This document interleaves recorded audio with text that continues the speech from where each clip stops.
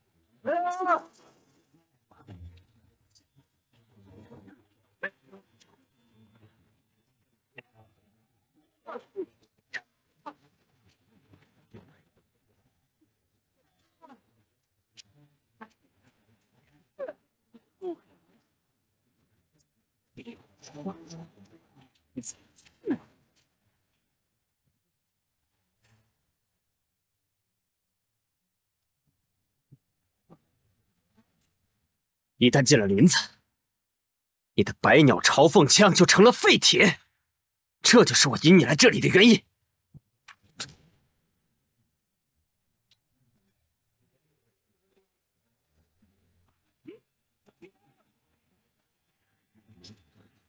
有人。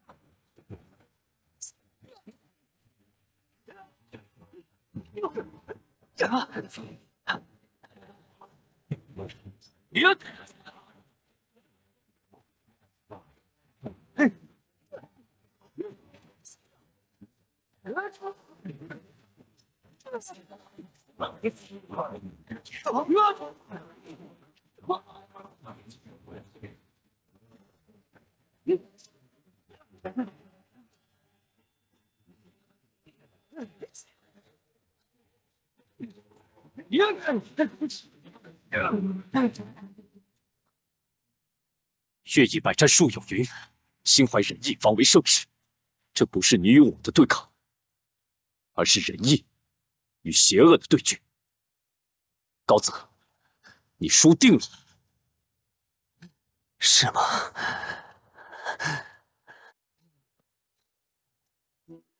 我输了吗？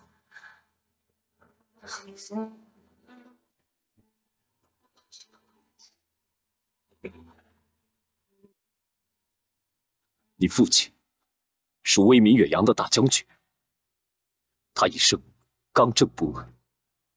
你想想你的所作所为，他若泉下有知，会是骄傲，还是痛心？欲齐其家者，先修其身；欲修其身者，先正其心；欲正其心者，先诚其意。泽儿，爹，泽儿啊，这块传家玉佩是我高家世代传承的，如今爹爹把它传给你了。高风正泽，没错，我特意在这块玉佩上刻了4个字。高风2字是勉励你要有崇高的风范，正则是提醒你要以身作则，做一个堂堂正正的人。我已经把你的名字嵌在其中了，希望你能继承高家良好的典范。嗯。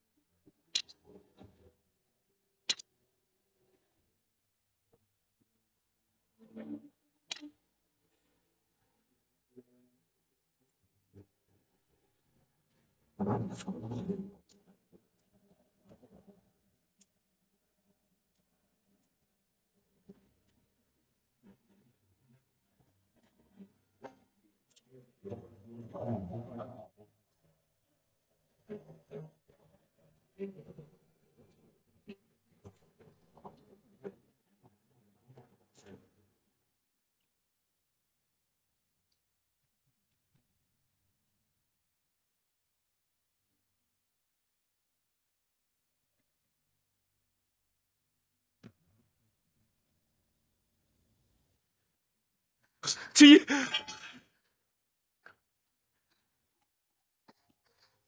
子龙，高泽他伏法了。青衣，你没事的，走，我背你下山。有你在我身边就足够了，我不想把最后的时间浪费了。青衣，不要放弃。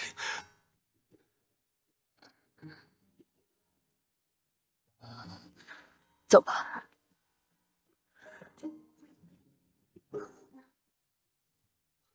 子龙，我仿佛回到了绝命谷，和你相依为命的那段时光。曾经，我们相约愿做与世隔绝的神仙眷侣，还记得吗？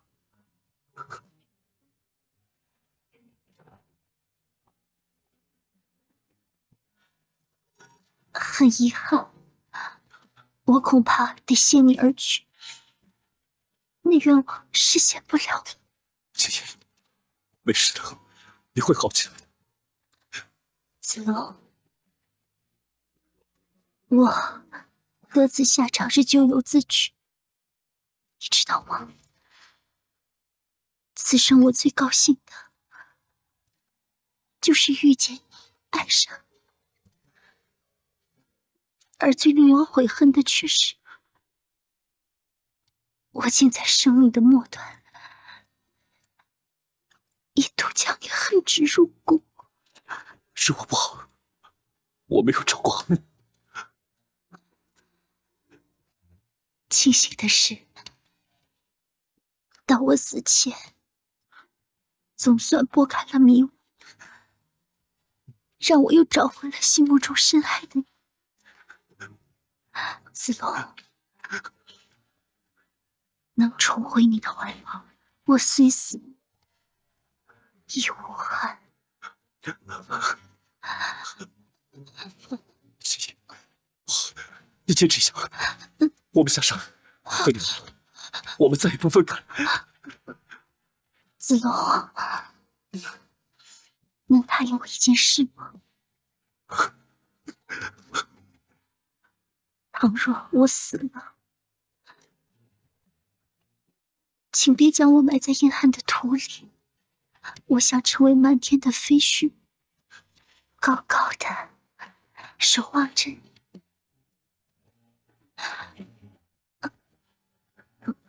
我知道，你会答应我。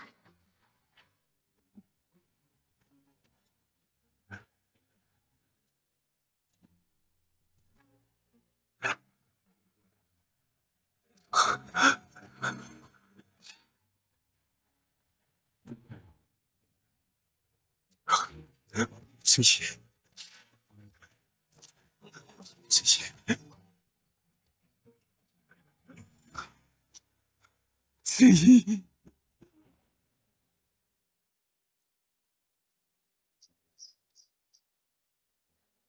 往返纷乱的时代，刀光剑影，怎么去感慨？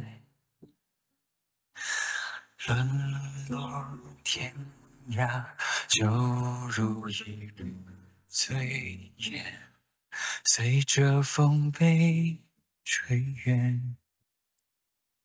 忍着再痛的伤口，我回首，往事在翻赵子龙，难道你觉得我夏侯青衣是只看家世和追求名利的小人吗？你就算一贫如洗又如何？男人贵在坚持不懈，有志于天下。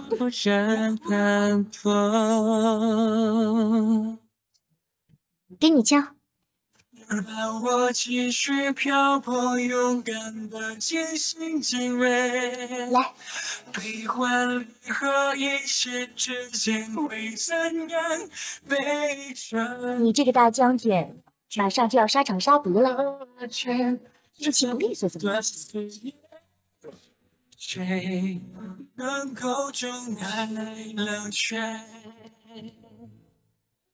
沙场建功是你们男人的事，我不能时刻追随。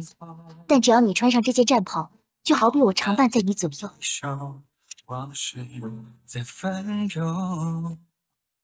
无论你如何选择，都有你的道理。我也相信这都是对的。既然你进了监狱，那我也陪着你。只要能跟你在一起，无论是绝命谷还是监牢，我都感觉不到一丝的不适。想一想，这里其实也挺好的，起码没那么多人来打扰我。我一直知道你有鸿鹄之志，有远大的抱负。子龙，我不怕分离，就怕我们之间还留有遗憾。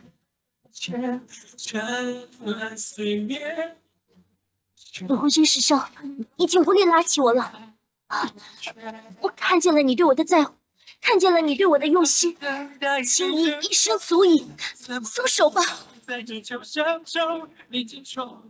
此生最令我高兴的就是遇见你，爱上你。心意。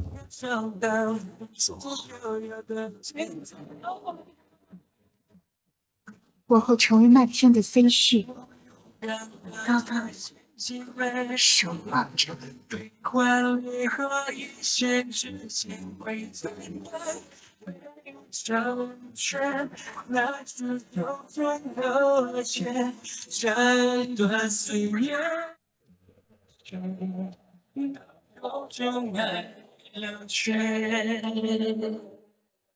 爱恨都渐行渐远。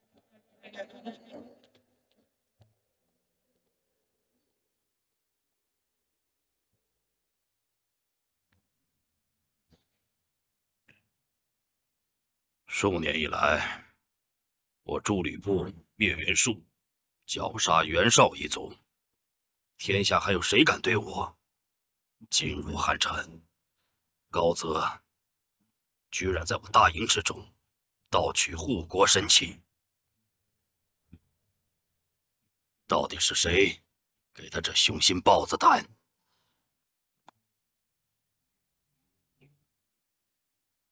从新野撤离来到此地，这一路算是千辛万苦。若不是军师料事如神，事事应验的话，我等岂能安在此地？主公有关羽、张飞、赵云3位猛将，先锋、断后、夹击，皆可以抵御曹军。主公大可不必忧虑。我那3个弟弟虽然是勇猛无敌，可怎奈何这曹操的军力越来越强大。如今我等已经渡了江，也只不过是权宜之计。主公若能与东吴孙权联手，曹操必定会忌惮3分。军师所言，正是我所想。孙权乃江东霸主，势力强大，我等势单力薄，只怕他不愿意和我们合作。主公若能让我与孙权见上一面，我定能说服他，与主公共谋大业。好，主公。子龙回来了，事情办妥了吗？是啊，我刚回到江夏，便赶过来拜见主公和军师。看来子龙是了却了一桩大事，精神甚好啊。子龙的确有了不少的收获。哦，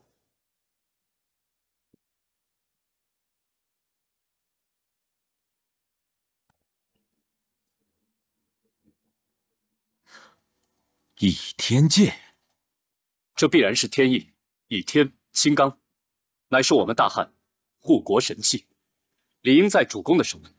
此前承蒙主公的信任，把青钢剑交给我守护，如今理应一并奉上。太好了，这两把剑可是护国之宝，我当会好好收藏。等有朝一日兴复汉室之时，定会让它重归宗庙。主公，江东参谋鲁肃先生前来拜会，说是为刘表将军的吊丧而来。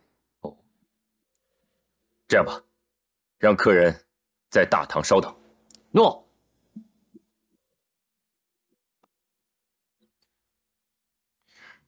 往日孙策亡时，襄阳都不曾派人吊丧，如今刘表去世，这鲁肃倒是来得积极啊。军师的意思是，主公才与曹操交过手，想必这吊丧事件刺探军情是真。可是如若不去的话，岂不是不敬吗？哎，主公还是要去见见客人。如果鲁肃问起什么，主公就把一切事情都推到我身上便可。那军师不与我同往吗？主公先去会会他。哦，对了，严城，你和子龙的住处，军中安排的可否满意啊？啊，很满意。飞燕她偶尔还能做做饭。哦，那我可有荣幸去尝尝飞燕姑娘的手艺。好啊，主公，如果鲁肃想来见我，就请人领他去子龙的住处即可。子龙、严城，可否欢迎啊？当然，子龙有幸。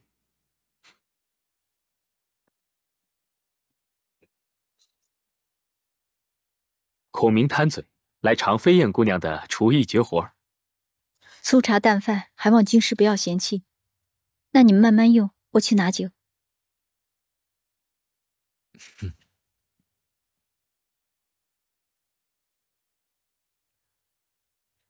在军中能尝到如此美味佳肴，实在是我的幸福。子龙啊，下次我可盼着你主动邀请我。好，只要军师不嫌麻烦，飞燕要是开火，我便告诉你。好啊，好啊。对了，军师，子龙还有一事不太明白啊。但讲无妨。军师既然已经回避了鲁肃，那为何还要请他过来呢？子龙啊，我并非要回避鲁肃，只是他此番前来心怀不轨。如果我们太容易让鲁子敬探得我们的虚实，那岂不是让他觉得我们很容易掌控？那我明白了，咱们就是让鲁肃知道咱们初来乍到，也不是好欺负的。很快客人便会到来。子龙，表面上我们以礼待之，但是私下里我有件事情想让你做。等一会儿鲁子敬来，你要给他个下马威，好让他彻底记住你。子龙明白。就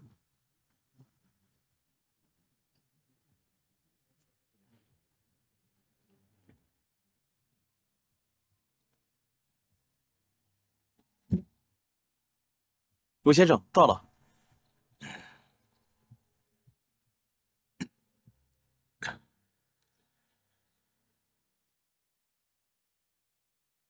就是这一间吗？是的。那我自己进去吧，就不劳烦你了。诺。还有一件事啊，应该说是一个任务，我要交办于你。什么任务？近期可能需要子龙卸下军装，换个身份，跑一趟贵阳。军师，什么任务需要换什么？别着急，改日再说。在下诸葛孔明，想必来者便是鲁肃先生。久仰先生大名，子敬前来拜访。欢迎之至。鲁肃先生如果不嫌弃的话，就与我们一同吃个便饭吧。打扰打扰，请。飞燕，来客人了，天父碗筷。来了。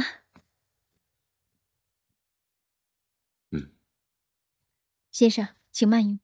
啊。鲁先生第一次来到这儿做客，一定要尝一尝咱们这里的美酒。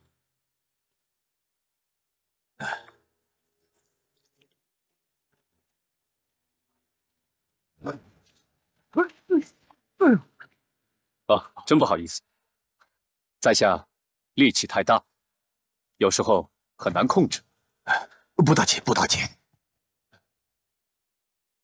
不知道这位是？失礼失礼，我忘了介绍，这位是赵云，赵子龙。原来就是在长坂坡单骑救主的赵子龙。赵将军，失敬失敬。不敢当，在下一介武夫，方才多有得罪了。啊，先生请坐。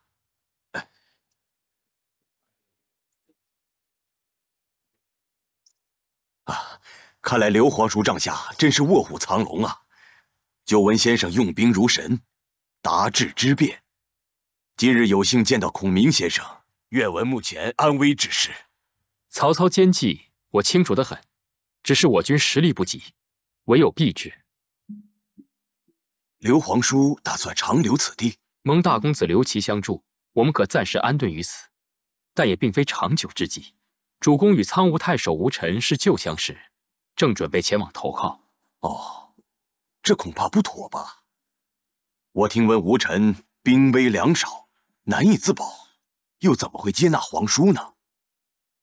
子敬所言极是，但曹军毕竟日益强大，曹操野心十足，难保他不会渡江。到时候，恐怕孙权将军虎踞六郡，兵精粮足，又极敬贤李氏，江东的英雄啊，多归附孙将军。能与孙将军共图大事，曹操自然会忌惮三分。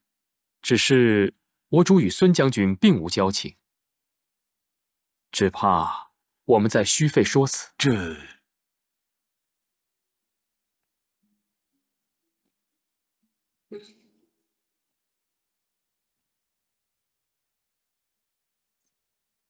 我看这样吧，若孔明先生真心与江东结好，不如随子敬前去东吴，与孙将军共议大事。子敬愿意引荐，甚好甚好。军师，此次你独自前往东吴，我实在是不放心。不如这样，让子龙陪你一块儿去。主公放心，我此去东吴定会说服吴侯，平安归来。再说，我去东吴这段时间，另有任务交付给子龙。子龙一定谨记军师的嘱托，完成任务。子龙啊，你刚来江夏，就让你执行任务，辛苦你了。应该的，军师所托，子龙理应全力以赴。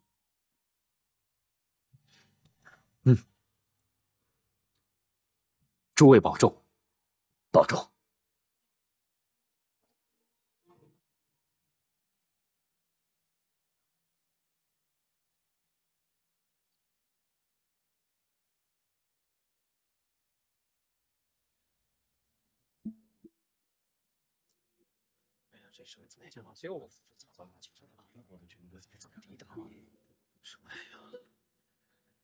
是小，这是玉星，到底大不大？这个是我就是鸡蛋吗？哎呀，这个大是不大呀？对呀，太危险了，这个鸡蛋包，找我弱呀！不，对不起，就没提的。曹操是大，这怎么办呀？是。鲁肃参见主公。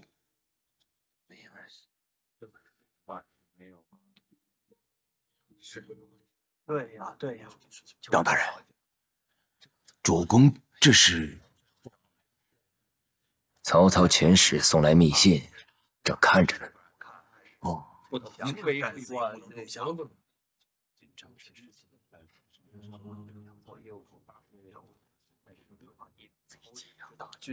诸位，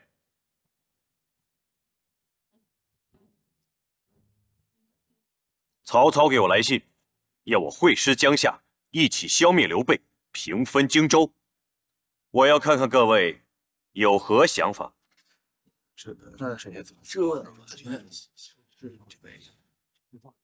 回禀主公，曹操此来声势浩大，而且他已得了荆州，我等所依赖的长江天险已被占据了北岸，打是没法打。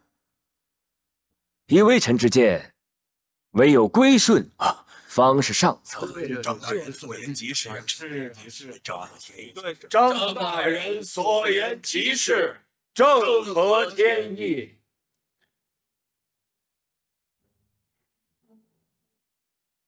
请主公不必再犹豫，归顺了曹操，江东的百姓可以得到一份安宁，地方也可以免遭刀兵之祸。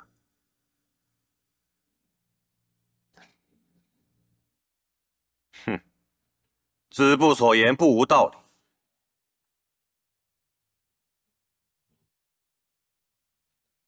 请主公当机立断，尽快决定，我等也好早有准备。容我再好好想想。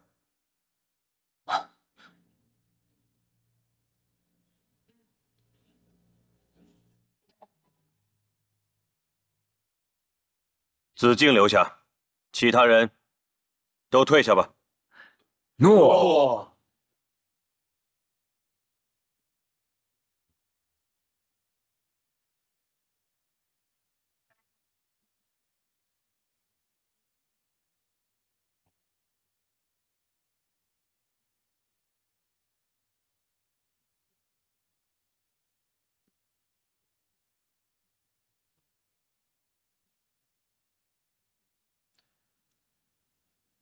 子敬，方才张昭他们都主张投降曹操，才保得我东江之安宁。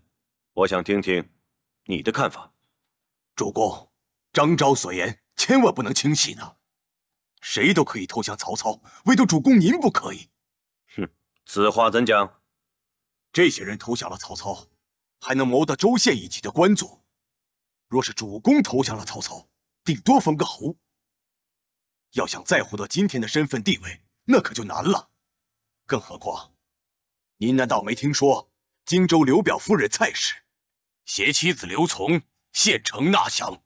这曹操表面上奉刘琮为青州刺史，却在其旅任途中拦路杀害。哼，这蔡氏母子的下场，难道不足以警惕主公吗？张昭等辈确实令我失望。不过，我担心若与曹操为敌，恐怕日后主公若对曹操有所忌惮，可以问问刘备的军师诸葛亮，他对曹军的实力最了解。卧龙先生何在？已经被我请到了江东，正在驿馆等候主公的召见。好，快请他过来。诺。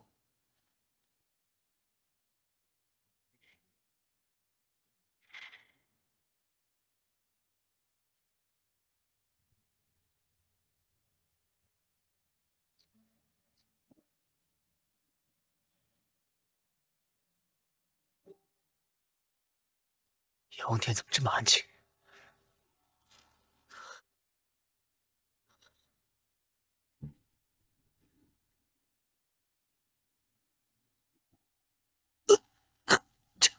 这到底是什么地方？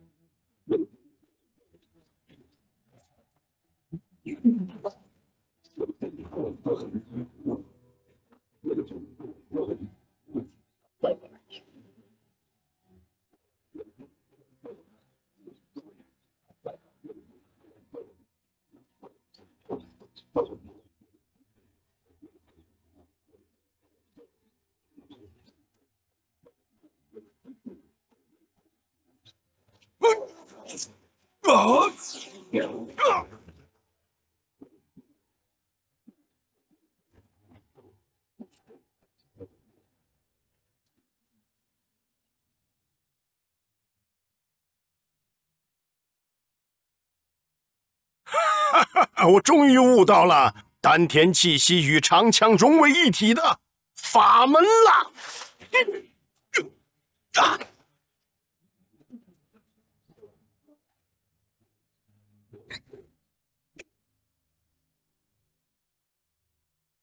看够了吗？还不出来！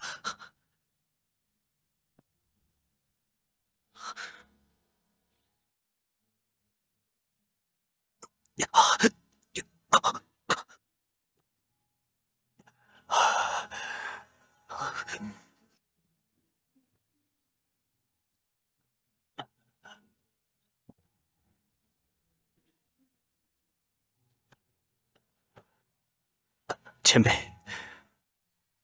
我早就已经没有了生念，为何你还要救我呢？上天有好生之德，不只是你，只要尚存一口气，我谁都会救的。我这是在什么地方？前辈，你又是谁的？你身上有伤，先起来，咱们坐下来慢慢说。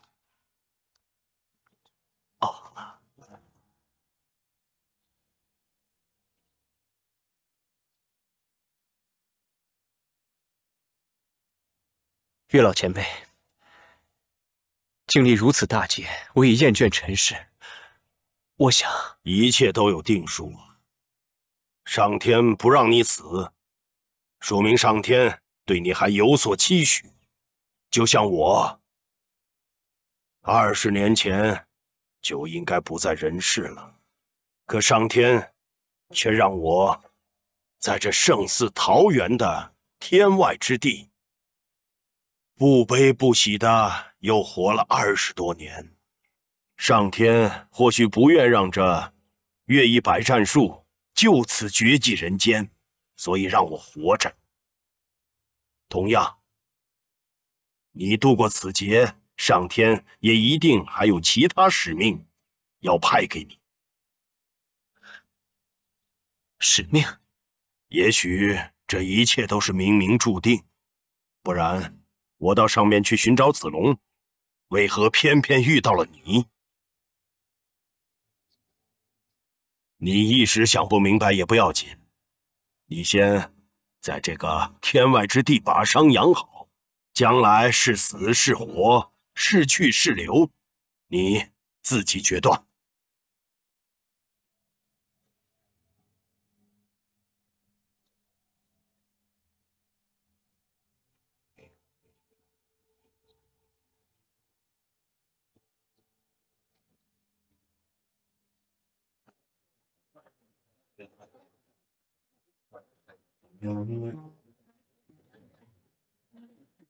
子龙，快点儿！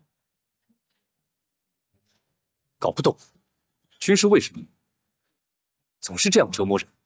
子龙，你可别忘了，你现在的身份可是江东过来的庄副商。庄副商。哎呀，我看这人生地不熟的，应该先找个馆子填饱肚子才是啊。走吧。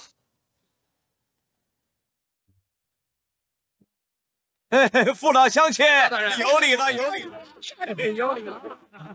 哎呀，有礼了！哎，大家日子过得还不错吧？好就好，好就好。不过这个月的税银得抓紧了啊，别误了时辰。这看的什么闲话啊？老百姓。哎。嘿，嘿，收税银，天天就知道收税银。你看什么德行啊？哎，老乡，刚才那个人是谁啊？哼，外地来的吧？连我们贵阳太守赵大人都不认识。吓到了吧？你眼前看到乡亲们对他是毕恭毕敬的，其实背后他可是谁都想要吐他唾沫星子。就是，我怎么有点糊涂了？哎，你们说他堂堂一个太守，就骑着只驴，身边又没有随从，我怎么看都觉得他是个青云廉洁的好官呐。哼，嗨，抠门货，他骑驴子就是因为比骑马便宜呗。他这也算是吃人不吐骨头，真是抠门到家了。嘿，怪，实在是怪人呐。来，我们看看布。来。哎，这口料还不错。装模作样得到的，也不过是如此假意的迷信，可悲啊！不管怎么说啊，咱们也算是探了个底，有所收获。子龙，那边有个饭馆，咱们现在要不去那儿歇个脚，吃点东西。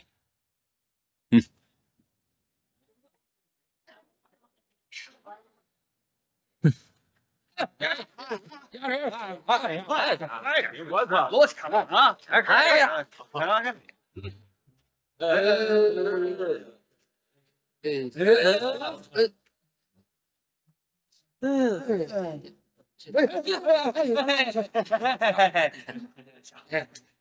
家小子，肯定能赢！太阳，跟着太阳，哎，开，好去，开！哦，真行！赢了！没错，哎，小姐，你可真厉害！银子咱收了，不过这之前说好了，输了可要脱衣服。对呀，说呀，脱，快脱呀！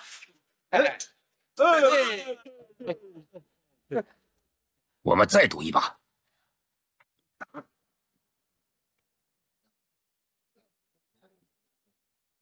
这家店不错啊，座无虚席。菜来啦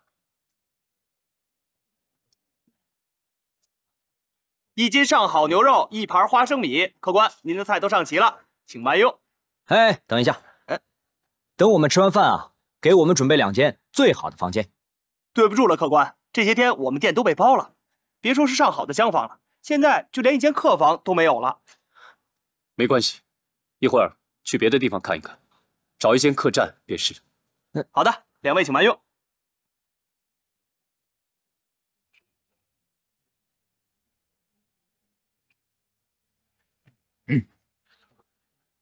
最后一把，大的。你连衣服都没有了，还能赌多大？老子就不相信这个鞋今天会栽在你的手上。我押上全部身家，你要是赢了，整个赌坊都是你的。全部身价，这厉害啊！是啊，是。不急，如果你输了呢？随你喽。好，就喜欢你这股泼辣劲儿。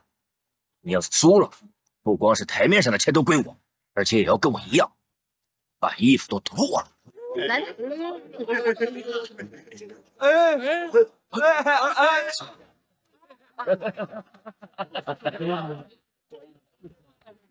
哎呀，风水轮流转，你刚才那种运气都转到我这儿了。哎呀，脱吧，还等什么呢？脱呀！愿赌服输啊！说呀！愿赌服输，脱个衣服有什么了不起的？哎，脱就脱吧。你什么意思？你想要耍我？哦，你这个家伙使诈，耍老千！根本没有。闭嘴！规矩我定的，我现在怀疑你出老千，把他衣服给我扒开。是啊，是我。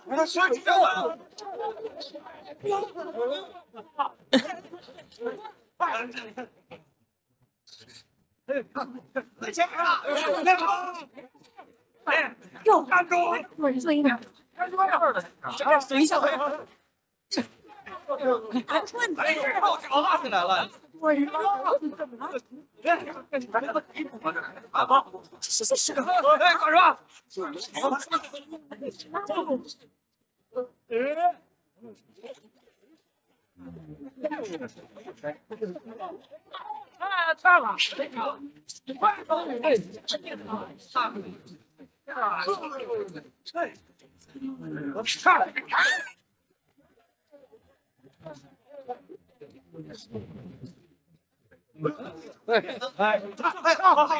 小姐，小姐，你走。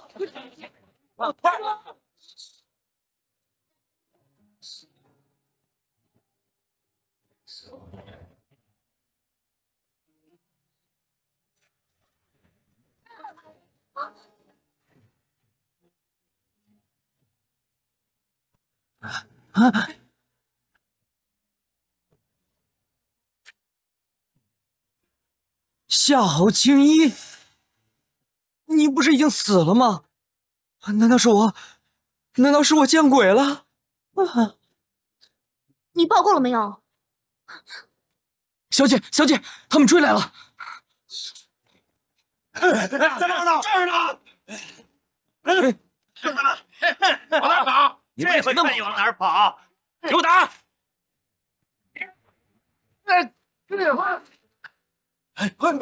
大哥，谁提的？谁？谁提的？是你？还是你？这不是我呀！还是你？你这家伙竟敢来这儿闹事儿！抄家伙！啊！别动！别动！大哥，老实点儿！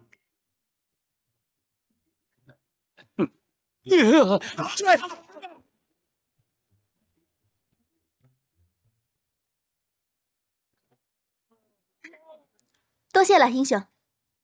姑娘言重了，在下并非什么英雄。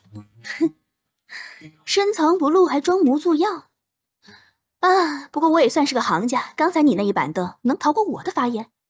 姑娘，你在说什么？在下听不懂。哼，还想装？你不但会武功，而且还高人一筹，为何敢打不敢认？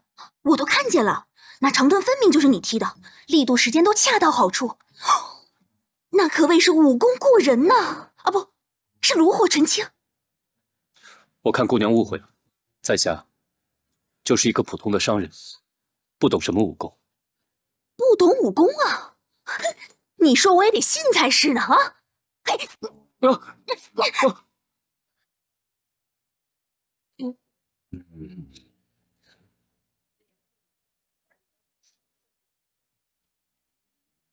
严城啊，怎么会？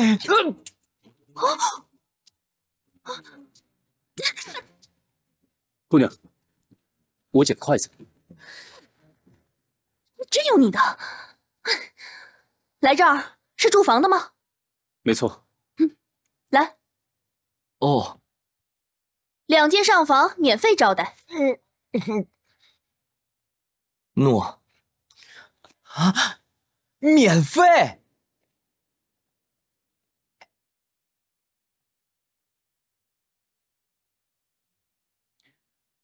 刘皇叔麾下谋士诸葛孔明拜见孙将军。免礼。经常听子敬聊起你的才能，我对你很是仰慕啊。不敢当。我有些事情要向先生询问，还望先生不吝赐教。我一定知无不言，言无不尽。孙将军问吧。你最近帮刘玄德打曹操，一定知道曹军的底细。曹军的实力到底怎么样？曹军用强大2字形容，并不过分。那曹军的兵马到底有多少？马步水兵加起来不下100万。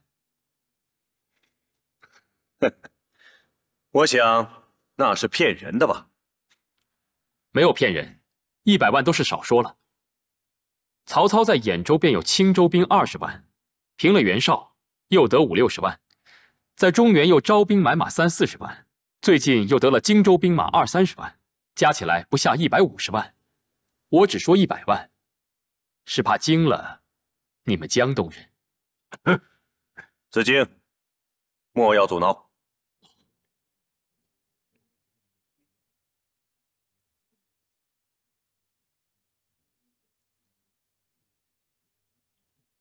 子敬，让诸葛先生有什么便说什么。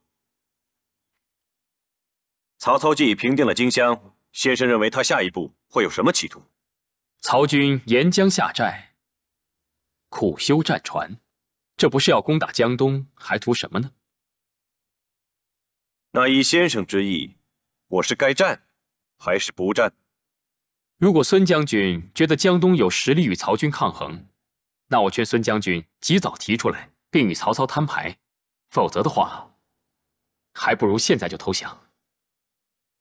照你这么说，那刘玄德为什么不投降曹操呢？我家主公乃盖世英雄，万人敬仰，即便时运不济，也不会屈服于此国贼，这是一般人不可比的。哼，哎，主公，请稍安勿躁。哎呀，我说孔明啊，你这分明是瞧不起人嘛，怎么能说我家主公不如刘玄德呢？幸亏我家主公啊宽宏大量，没跟你计较。孙将军的气量不会这么小，奈何曹操有100万大军，我有办法能够战胜他们。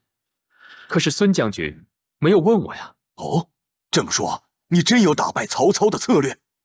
曹操的100万大军，在我眼里只不过是一团蚂蚁，只需要举手之劳，便可以消灭他们。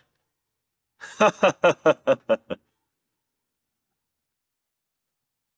诸葛先生故意出言来激我呀？方才所言多有不逊，请孙将军恕罪。哎，无需再客气，我还有一事要向先生请教。这曹操先后打败吕布、刘表和袁绍，势头正盛，而刘备在荆州吃了败仗，逃到了江夏。为何先生却说你有计谋，可以攻打曹操？我军虽败，但仍有精兵1万，长公子刘琦也有几万人马。曹操劳师远征，已经疲惫不堪，是强弩之末。曹军大部分都是北方人，不善水战。荆州军民是出于无奈才归顺曹军的，心里其实恨他们不行。所以孙将军如果能与我们联手，齐心协力，一定能够打败曹军。先生之言，真令我茅塞顿开。江东6郡基业乃是我父兄开创，我绝对不允许在我这里白白的拱手让给别人。这么说，主公是同意跟刘玄德一起联手了？不，兄长孙策临终前曾经教诲我，内事不决问张昭，外事不决问周瑜。所以我想，是战还是和，我要听周公瑾的意见才行。那就容我与周将军谈谈。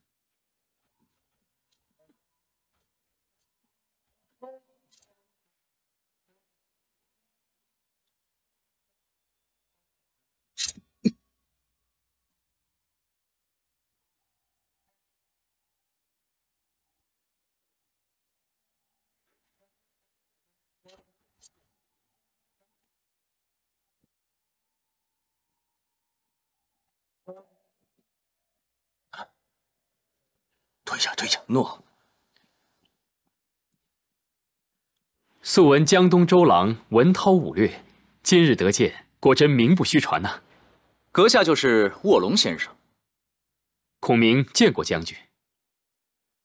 公瑾啊，孔明的来意已经很清楚了，咱们真人面前不说假话。当今的形势，你到底是主战还是主降啊？曹操打着天子的旗号，兵强势大，打起来我们一定会失败。归顺朝廷，倒可以保全，所以我决定劝主公投降。哎呀，话不能这么说呀！这江东的基业已经传了3代，主公正要你保卫疆土，你是江东的英雄，江东的依靠啊！你怎么也跟那帮胆小鬼的想法一样呢？我江东6郡生灵无限，投降可避免兵灾，保全百姓。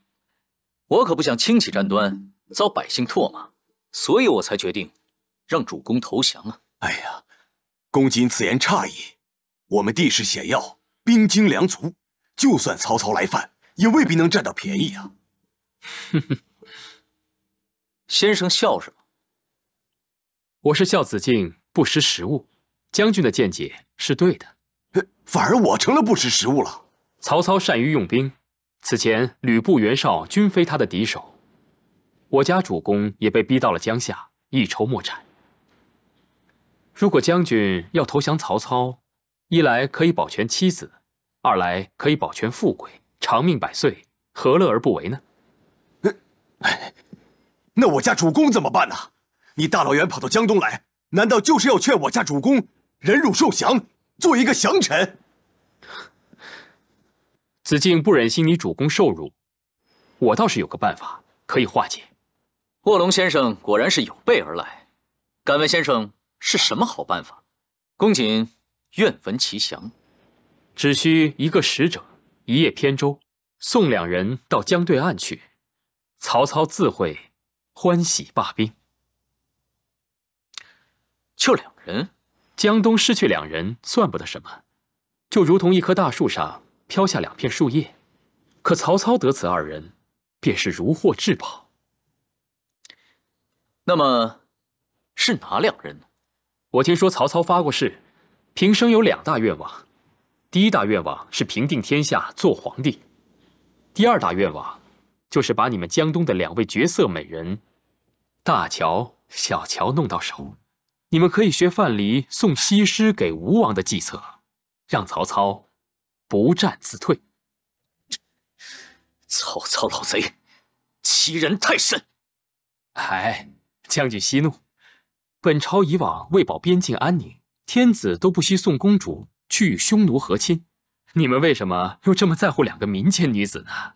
哎呀，孔明啊，你不要再说了。你难道不知道，这大乔是已故孙将军的夫人，这小乔是公瑾的夫人。哎呀，该死该死！我真的，将军千万不要往心里去啊！我一字不漏，全往心里去了。曹操老贼，胆敢觊觎我妻，我绝与他势不两立。将军还是好好考虑一下吧，不要因为一时冲动误了大局。我现在恨不得立刻飞过江去，斩下曹操人头。这么说，将军不打算投降了？宁死不降。这一仗非打不可。不灭曹操，难消我心头之恨。不过，就在下所知，你主公孙将军虽然也有意一战，可心里还是有些犹豫。主公犹豫什么？你主公担心曹操兵势过大，江东寡不敌众。如果将军能够消除孙将军的担忧，使他义无反顾，全力以赴，则大事必成。先生言之有理，我现在就去见我家主公，坚定他的信心。事不宜迟，迟则生变。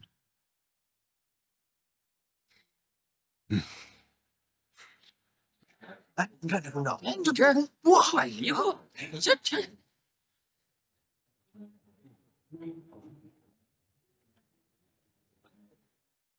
你是真不知道啊，还是装的？什么？我是问你，你是真不知道大乔、小乔是何许人也？居然敢在公瑾面前出言不逊！这个周公瑾啊，别说我小看他，这整个东吴降给曹操，他眉头不皱一下；丢了个老婆，却让他火冒三丈，真是夫妻情深呐。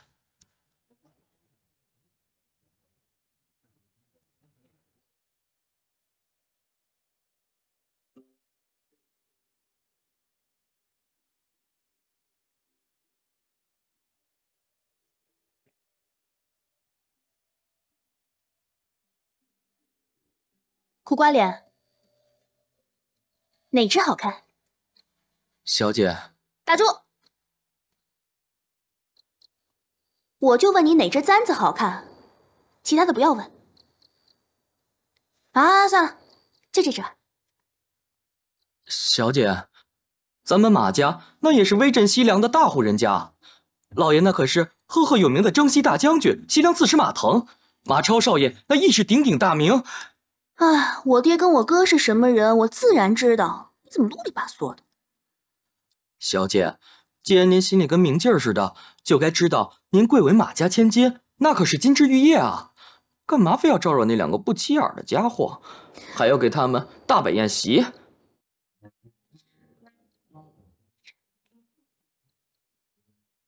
本小姐要做的事情呢，自有我的目的，你少管。小姐，这离开西凉的时候，老爷可特意叮嘱咱们，千万不可堂而无事，节外生枝啊！好，那我爹还说过让你尽心尽力的配合我，你现在就是这么配合我的？小的还不够配合小姐啊！小姐说要去赌档，小的二话没说就去了，结果招惹了一帮赌徒。啊，好在老爷英明，提前嘱咐小的包下了客栈，连掌柜的都换成了自己人。要不小姐今天非受伤不可。还说呢，关键的时刻你干嘛去了？还不是要本小姐保护你？这可是救命之恩，你拿什么报答我？如果你少唠叨两句，那本小姐就不计较喽。不是，可是小姐，小的一想到你要宴请那两个素不相识的人，这小的心里就慌得很。慌什么？我问你，咱们此次来贵阳的目的何在？当然是来贵阳收购粮食，运回西凉啊。对，那我完成任务了吗？没啊，这不田里的粮食还没收整好呢吗？这不就得了？那我做其他的事情不行吗？唉，小的就是觉得那两个人不像看上去那么简单。马沁，你就这句话说的最有道理了。正是因为不简单，才要搞清他们的来历，他们来贵阳什么目的？说不定本小姐还有什么意外的收获呢。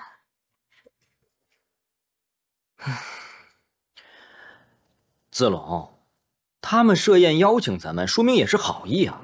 再说了，盛情难却，你要是不去的话，未免也太失礼了。你难道忘了，我们这次是有任务在身的？军师让我们到这儿来，可不是让我们交朋结友、混吃混喝的。哎呀，有任务那也不妨碍吃饭吧。再说了，他们是免费招待，不吃白不吃啊。贪小便宜误大事，眼下任务为重，谨慎一些吧。我看呢，你呀，并不是因为任务的原因，你是心中另有顾忌。我有何顾忌？都是兄弟了，我还能看不出来你在想什么吗？你呀，是因为那张脸让你的心中不自在了。但是我也奇怪了，这天底下怎么会有长得这么一模一样的人？子龙，你要是不敢下去吃饭，就说明你怕触景生情。但是话又说回来了，这个老板娘，谁要是见了她，谁都会觉得她就是夏侯青衣的化身。子龙，你是不是还没有从那段伤感中走出来啊？够了吧？行了行了，我不说了还不行。但是你伤感归伤感，饭还是要吃的嘛。你要是不去啊，我可全权替你代表了啊。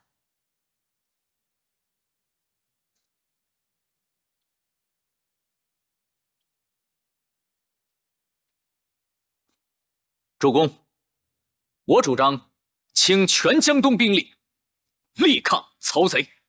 将军何作此决断？我江东自开国以来，已历经30，尔等怎能轻易放下？曹操名为汉相，实为国贼。主公雄才大略，具有江东兵精粮足，应横扫天下，匡扶正义，为国家除去奸佞，怎么能轻易投降呢？对呀，对呀，不能不想。公瑾，你不要忘记，曹军可是有100万之众，你打算如何对付啊？曹操此番南征，犯了很多兵家大忌。首先，曹操后方不稳，西凉马腾和韩遂对许昌一直是虎视眈眈，随时有可能出兵；二则北方军士大多不熟悉水战，曹操此番舍弃车马而改用船只，根本不是我水军对手。第三，眼下正值隆冬季节，马匹缺乏粮草。第四，中原兵士来到我江东，大多不服水土，多生疾病，所以曹操人多，不过是虚张声势，必败无疑。哎呀，这就是小对对，在这里现在大概是这样。曹操老贼一直想称霸天下，我呢，偏偏就不让他得逞。哼，公瑾，我早料到你会主动出战，你啊，果然没让我失望。主公，曹操没什么可怕，我愿亲自领兵，与曹操决一死战，万死不辞。就怕主公内心反复，拿不定主意。好。